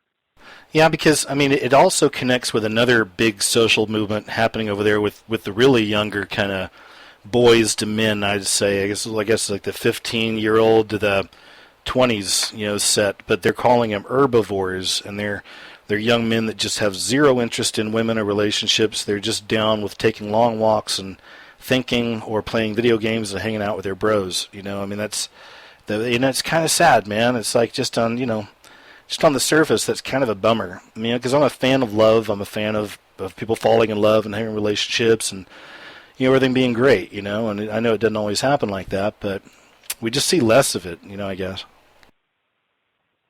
I wouldn't be surprised if over there, if the whole social pressure of succeeding and doing well in school and getting a high-paying job and making your career your number one thing, I think they're just tuning out and dropping out, because you have to have a lot of money to get married and have kids and, all that. So they just rather stay at home with their parents as long as they can and play video games and just, hang out and enjoy life. Well, speaking of that, check this out. I'll read this statistic from here.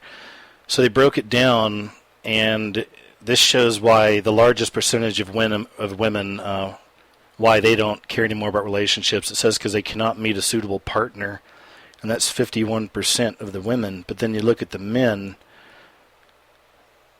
I'm sorry. Okay, my bad. Sorry. It's basically the same thing on that. Let me jump down here. Here's the one I think I was looking at. Okay, yeah, let me break it down, because those are both about the same. It's 46 and all that. But the next one down I thought was interesting, and it's this right here. So, okay, the next highest reason on the women's side is because they do not want to lose their freedom or their comfort. That's the second highest reason. I go down to the guys' side, and theirs is that they just do not feel the necessity. So it's just apathy, It's just apathy all around. It's interesting. But yeah, maybe that is part of it. Maybe the Fukushima fallout. You mentioned earlier that Austin, Texas. What's that? You mentioned earlier, I think, that you spent a lot of time in Austin, Texas. Yeah, I kind of bounce between two places off and on, and then if things work out the way I want them to over the next year, I'll be bouncing around even more places, so it should be interesting. But yeah, why? Have you heard about their Texas gift that's supposed to take effect Christmas, I think? I haven't heard about this one, no. Something about making it legal to open carry in the state of Texas. Wow, I haven't even heard about that yet. It's between all the drive trying to, the black against white and, young against cops and the sort of almost civil war they're trying to foment, it almost seems like. I wouldn't be surprised if that'd be another spark. The federal government's going to probably step in and say, no, you can't do that. Yeah, we'll see. Well, there are some places that are open carry now, and I think some recently over the last few years. But you're right, that could be one of them. But then even if it wasn't, even if the feds don't jump into that and they do it in Texas, then, it's sad because, it's a good idea, I guess, in a lot of ways, because we see this kind of thing they're trying to create, but there's so many levels to it because we obviously know they're trying to set this off, they're just doing everything they can to set it off, and there's all these divisions we see taking place between the public and the police and black people and white people and all over the place. I guess you've been keeping up with how they actually have police being attacked in New York. And then the other side of it, too, man, is how many of these things are real. I haven't really been looking at all that stuff, I'll tell you. And like I've said before, I don't look at stuff when it's fresh. It's just the way I do. I wait a while and then go back and look and just see. But I think I've seen enough. But then, I watch these other people's videos, too, so it makes you wonder. So it's probably a mix, like anything else. There's hoaxes, then there's real things, and then there's this, and then there's that, and there's the hoax, then there's the reaction. And the reactions are real, and then it just can, okay, we need to bring in more police or, armor them up more or whatever, and then there you go. Right? Yeah. And, and what seems, crazy is, it's like people just don't realize so many people are so caught up in the whole Republican-Democrat thing, and they don't understand that the Republicans, the GOP is just the flip side of the same coin to the Democrats. and then like all surprised, oh gosh, they signed this thing into law, and look at all the stuff that's in it, Then I think Obama announced last night, I guess it was, or today, that he's going to sign amnesty for like 15 million illegals.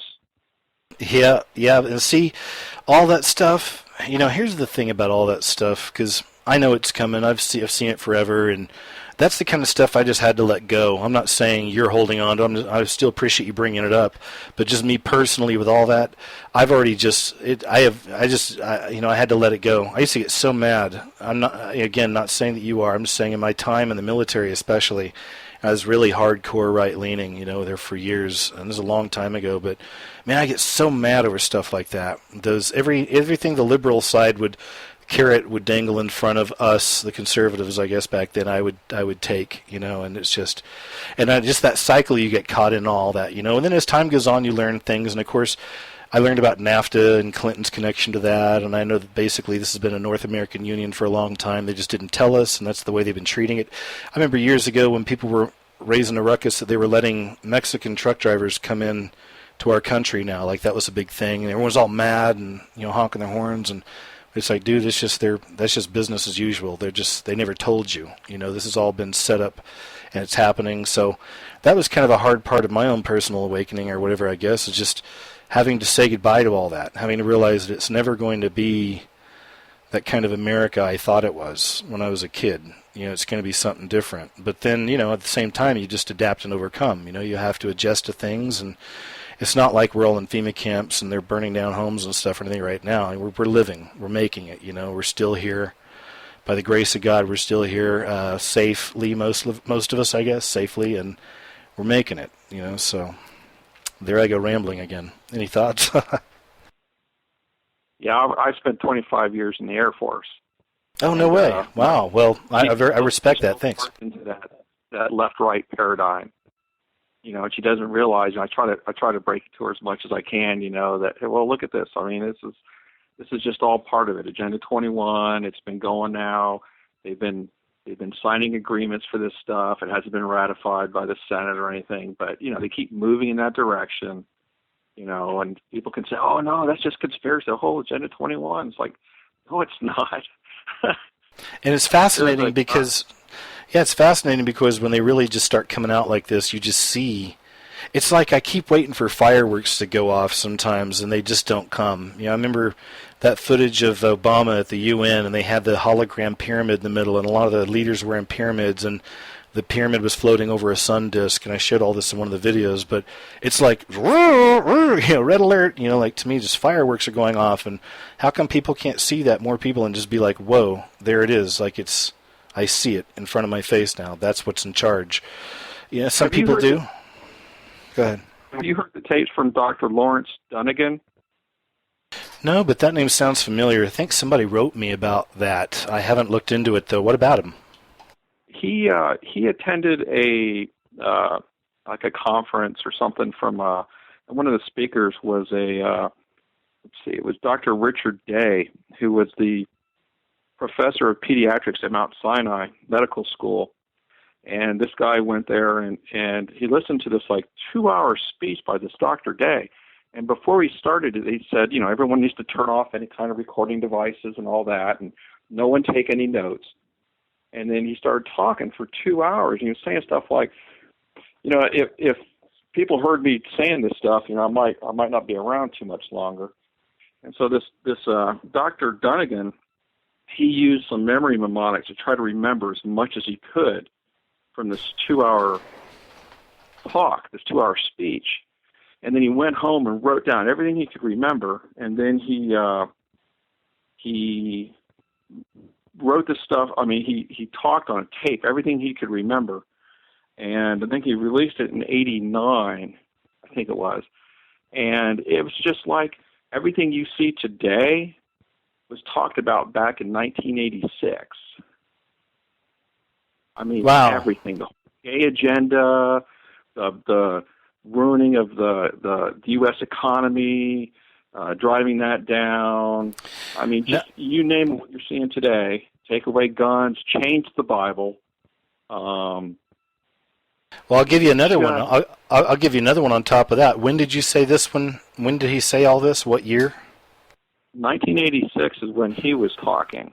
Okay, so check this out. I can't. It was just like straight from Masonic leaders in Bohemian Grove or something. Well, it reminds me of.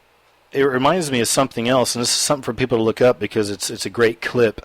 Now, I made a movie, some people don't know, but I made a movie called The Scariest Movie Ever Made like 7-8 years ago, and there's a link on my YouTube channel in the About section. I have it on Vimeo, you can watch it. But anyway, in that movie, I used a clip from a guy named Robert Welch, and he's talking about all this stuff too, and it's from like the 50s or 60s. It's like black and white, if I remember right. It's from a long time ago, so... But that guy still doesn't make your guy any less relevant. To me, it just shows me that, see, some of these people break through. Some of these people have broken through. Not many, but some have. But so few have listened, Yeah. Yeah, it's pretty crazy. It's, and everybody's still stuck in the paradigm that, hey, we're America. We have our Constitution and the land of free. And I'm like, yeah, but how long have we been doing child sacrifice in this country? Yeah, exactly. I mean, at some point there's going to be a reckoning. We've turned so far from God, that Obama can get away with saying things like we're no longer Christian, we're not a Christian country, because we've kind of strayed pretty darn far away from that. Yeah, he's reenacted so many interesting symbolic things from the Bible. He's also had a lot of symbolism around him, that, of course, and there's so many things there. So he's an interesting measure to me sometimes of where we are and where things are. Or then there's people who believe, what if they're just, they wrote this. Go ahead. With his, it almost seems like he was a created person. Yeah, exactly. Like it's a perfect fit, even though a lot of people can't accept it. Yeah, his name was just specifically chosen so that it could meet some requirements in the Bible, just to make him appear like the Antichrist. Yep, that's where I was going too. See, there's that angle also. So I don't know. I see both sides, man. I've done some Obama message or hidden message videos and stuff like that in the past too, but because it's definitely there. But then you have to wonder what's the intention, or is it real? As a lot of people do believe that he's a player in it. But just a player, and I believe that too. Maybe not the main guy, but then again, I don't know, man. I don't know. I keep an eye on him no matter what, and I know he's playing the game. He's part of it. Yeah, he's a high-ranking Freemason. He's taking his orders from above. He has his taskmasters that he has to follow. I remember there's a video I saw that I can't find it. They've really scrubbed it from YouTube, and it was when he was in a senatorial debate when he was running for Senate. And basically, he admitted that he wasn't an American citizen, but that wasn't a requirement to be a senator. Right? Wow, interesting. Good one. And I saw this after he was already a president.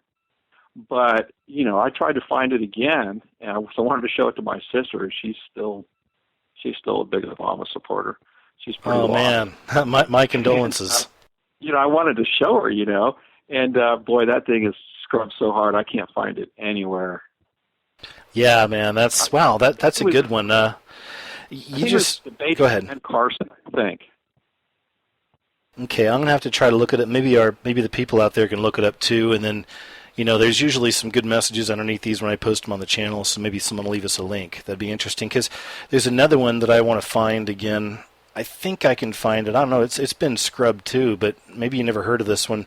There's video out there, hopefully I can find some still, of President Bush Sr., and he's at an airport, it looks like, getting into a limo, and he's with Terry Hatcher, the actress from Desperate Housewives, like real close with her and cozying up, and he pats her on the tush as she walks away, like kind of like a dude, like, hey, there you go, girl, slaps her on the butt as she walks off. I'm just like, wow, I don't know if you guys heard of that or not.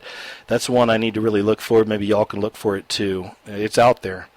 But that's another one. They do that, man. As time goes on, some of these things eventually get found and scrubbed, Yeah. But anyway. I wasn't surprised it wasn't some man. Yeah, well, I think it's probably everything with some of these guys. It's probably just a little bit of this, a little bit of that, Yeah. I mean, it's all part of the magic. Oh, go ahead.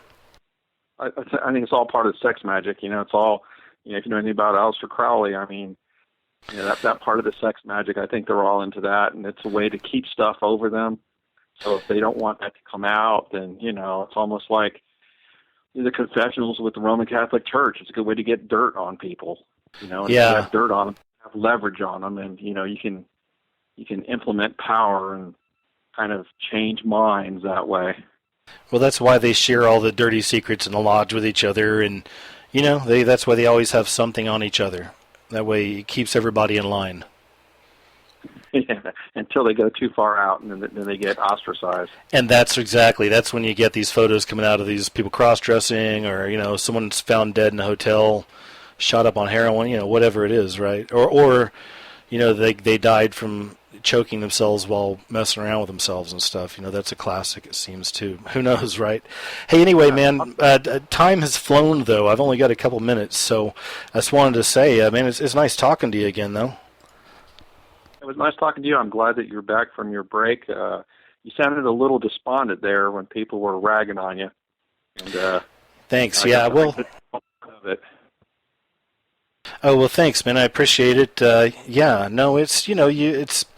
It was just a lot at that point because I get a lot of messages. I'm getting to the point I can't read all of them. But, I just seem like, as far as the spiritual type stuff goes, I was getting an ungodly, if you will, amount of messages kind of all focused around that, throwing scripture, telling me why am I even bothering doing this? I should just rest in Jesus and stuff like that over and over and over again. But none of it feels right. It feels very condemning. So my spirit, the Holy Spirit inside me, was telling me, and I already know that's wrong, because all of it's trying to get me off my game and get me off what I do. And then I'm a humble guy, believe it or not, so it's hard for me to sit here and say, listen, this is my job and this is my mission, and then I'm that guy, so it's just, there's a paradox there. So sometimes I just got to take a break. But anyway, hey, thanks a lot. I appreciate it, man, and I hope you'll call in again next time. All right, well, thanks a lot. Bye-bye. Okay, take it easy. Wow, there we go, guys. See, I know it goes a little crazy like that sometimes as far as the way we set up the calls and we get them in and we get them out and people on standby, but sometimes I really like that. I hope you guys like it too. Sometimes I feel like that. I like the randomness of it, and I think it turns out really well. That was a great 2 hours for me. I hope you enjoyed it. We had some good callers tonight, great callers, in fact. Even talked to a baby briefly, which is always interesting, talking to a baby. Folks, I hope you all had a good Christmas or whatever else you may call it or what have you, but at least just a good holiday season, time with your family, your loved ones. And thanks for listening. We'll do it again next week. It just so happens it's going to be a New Year's Day show, so I'll try to figure something out. I'm not sure exactly what I'll do, but I've always got some kind of something I'm working on. We'll figure something out. Either way, I hope you'll join us. Remember, psnradio.com on Thursday nights, 7 to 9 p.m. Central Standard Time. And we got the number on the board there. You can call in, be a part of the show, and we have open lines. And I'll be doing some open lines in the future, of course, but I'm going to mix it up as I always do, so I'm not sure what's going to be happening next. Either way, I'm rambling again. See, I always feel like I'm rambling. So I'll go ahead and stop it right now. God bless you guys. Take care, and I'll talk to you next week.